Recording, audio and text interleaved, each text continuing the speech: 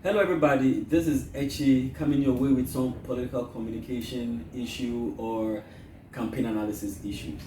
One of the major things that has dominated public discourse over the past few days is the recent report from the EIU.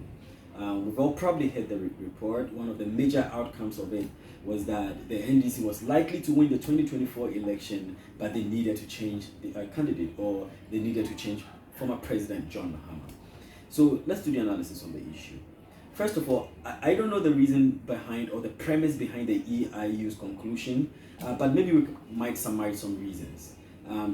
Maybe the EIU feels the former president has had a stab at the presidency for quite some time. Maybe they feel that he's an old candidate and that the party needs a fresh face, needs some new inner energy to invigorate the party. And this probably informed their position on the former president.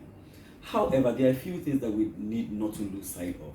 Let's face it, the former president, by far and wide, by many miles, to a very large extent, is the most popular person within the NDC right now. He is also the most charismatic person in the party, and he's the most experienced person in the party right now. So these factors that I've outlined, the charisma, the experience, and his popularity in the party, puts him in a certain pedestal as far as the internal permutations of the NDC is concerned.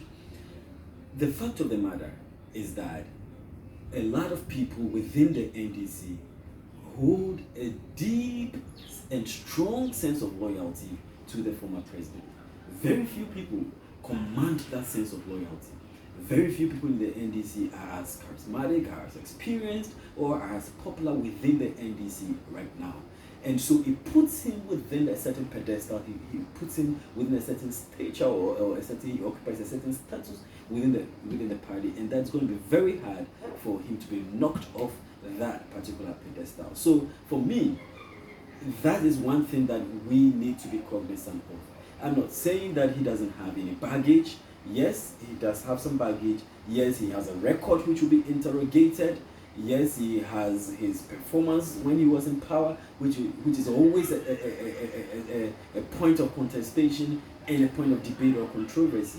And so maybe the EIU feels these issues give him a certain ceiling. These issues might be a drawback within the party and within the general populace. And so a new candidate who does not have these factors is likely to get a lot more people on board to support him. Maybe that is the argument.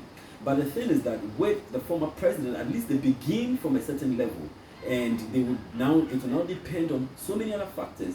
What happens within the next 2 years, the way he presents or frames himself, the issues that dominate the campaign, the ideas that he brings on board. Some of these factors will then affect the outcome of the election. But at least with him, they begin from a certain pedestal. He does have the name recognition, and they avoid starting from scratch as far as the former president is concerned.